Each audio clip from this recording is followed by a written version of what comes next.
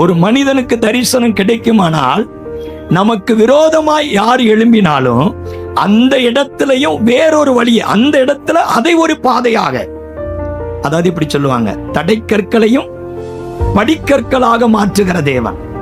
ஒரு தரிசனம் உள்ள மனிதனுக்கு ஒரு காரியத்தை தடைக்கல்லா வைப்பாங்கன்னு சொன்னா, அந்த தரிசனம் உள்ள மனிதன் அதை தடைக்கற்களையும் படிக்கற்களாக மாற்றிக்கொள்ளும்படியாய் தேவன் அவனுக்கு கிருபை செய்வார். அப்படின்னா எத்தனை தடைக்கற்கள் வருது, அதெல்லாம் என்னதான், ஒவ்வொரு படியா ஏறிக்கிட்டு தானே போறோம். ஒரு கல் வந்தா ஒரு தடைக்கல் வந்தா ஒண்ணுதான், ரெண்டாவது கொஞ்சம் இன்னொரு வச்சு மேல போகலாம், அப்படியே மேல போய்கிட்டு தான் இருப்போம்.